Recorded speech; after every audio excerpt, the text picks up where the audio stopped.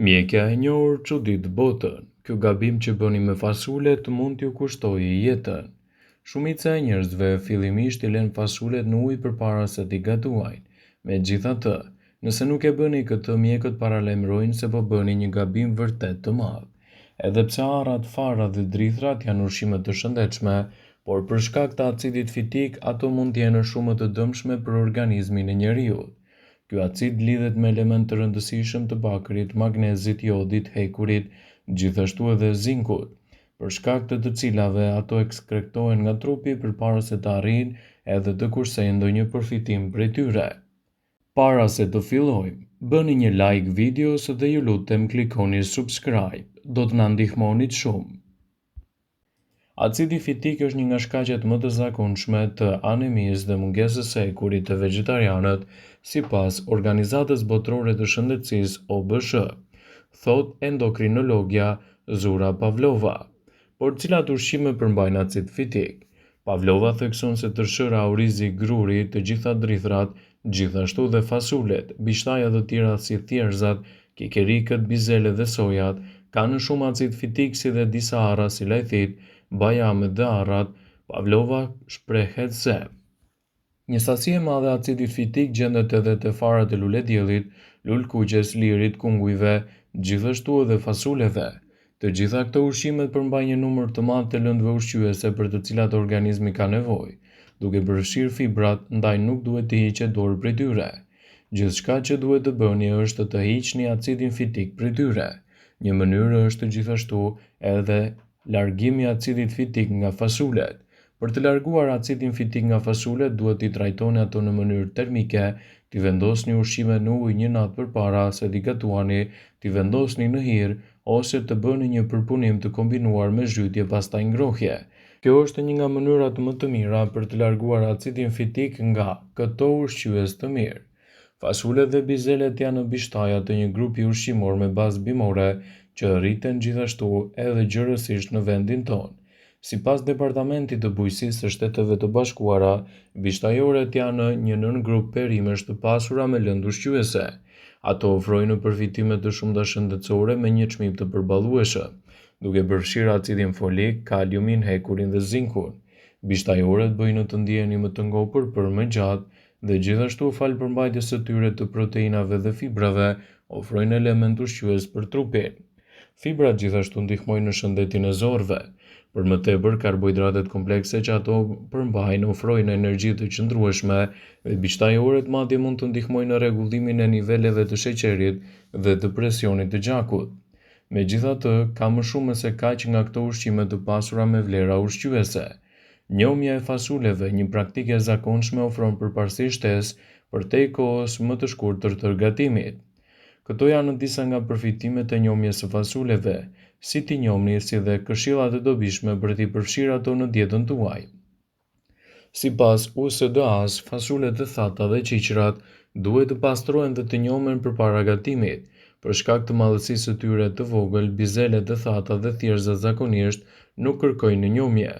Megjithatë, mund të dëshironi t'i njohni fasulet, sidomos edhe për të larguar edhe acidin fitik prej tyre. Përfitimet e njomjes së fasuleve shkojnë përtej kohës së gatimit. Njomja e fasuleve ofron edhe përfitime shtesë. Ajo redukton fryrjen e madhe të barkut dhe gjithashtu redukton edhe problemin e gazrave.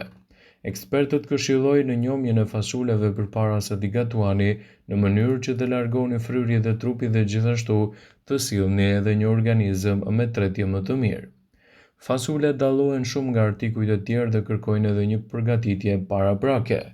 Para se vërtet të filloni përgatitjen e fasuleve, nevojiten shtesa të caktuara të qëndrojnë një natë në tenxhere plot me ujë, për t'u bëmyer dhe zbutur, gjë që goxha mund të lehtësojë edhe punën e stomakut tuaj. Dhe kur të ketë kaluar ajo natë e bujshme gjatë të cilës ka qëndruar fasulja në ujë, filloni përgatitjen pa u ndalur. Derdheni ujin në të cilën ka qenë fasulja, hidheni tjetrin dhe fasulet kalojnë në nxehje gjithashtu dhe në sopë.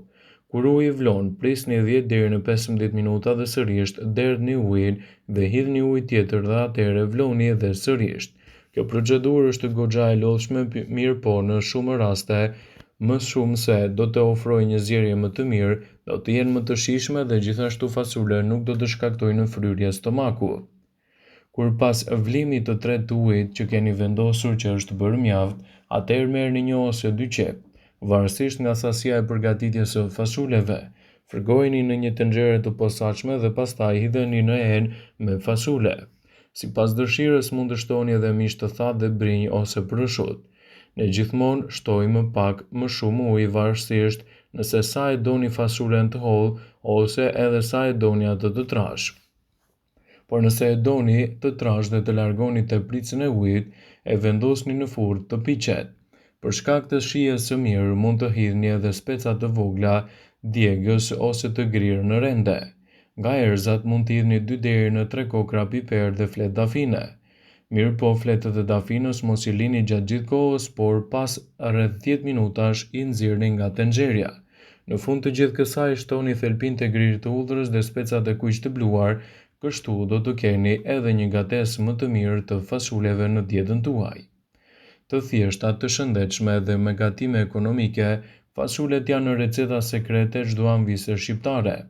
Ato mund t'japin përfitime më të mira për shëndetin tuaj. Mënyra se si i gatuani ato ka një rëndësi të veçantë. Të dish si të përgatisësh fasule në mënyrën e duhur ndihmon të shmangni edhe gabimet e zakonshme me shëndetin. Ndonjëherë fasulet nuk zjejnë tamam, ndonjëherë zbuten pothuajse treten kur gatuhen. Në këtë video do ju sjellim një mënyrë të mirë të përgatitjes së çdo erë të fasuleve në dietën tuaj. Një hap kyç në përgatitjen e fasuleve është të dini vjetërsinë e tyre.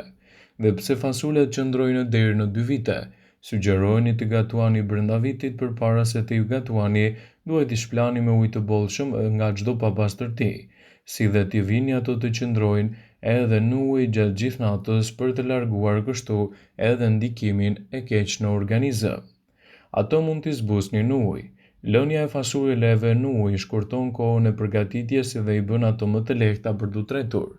Nëse shtoni edhe pak krip në ujë, atëherë do të formohet një lloj shëllire që do të mundësojë që lëkura e fasuleve të çahet dhe të coptëzohet më shpejt.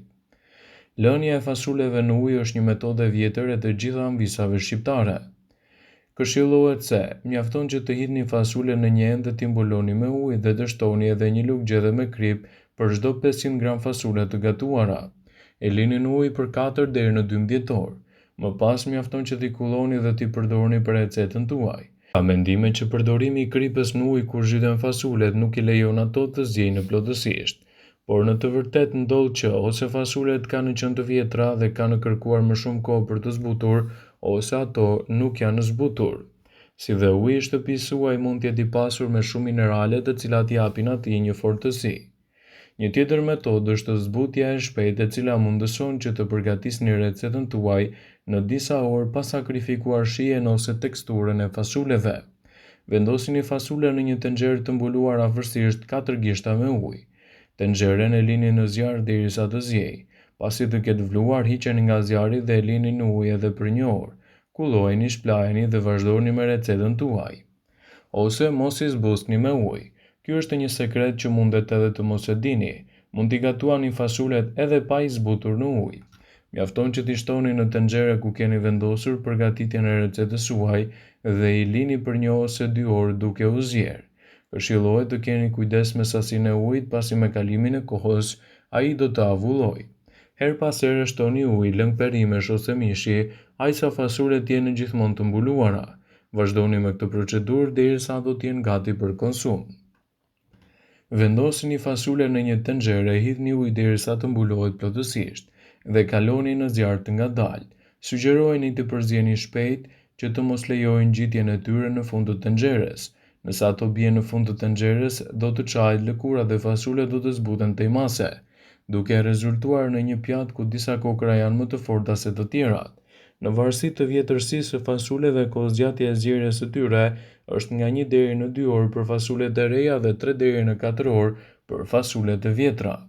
Vëmendje, ju bëjmë me dije se informacionet në këtë video kanë për qëllim që të plotësojnë, të mos zëvendësojnë në këshillat e mjekut tuaj ose të ofruesit të kujdesit tuaj shëndetësor, dhe nuk kanë për qëllim që të mbulojnë të gjitha përdorimet e mundshme, masat paraprake ndër veprimet ose dhe efektet e tyre negative për shëndetin tuaj. Pasi ta dëgjoni këtë video, do ju ftoja t'i bënit like dhe ta shpërndanit atë në profilin tuaj në mënyrë që të informohen edhe miqtë e tu.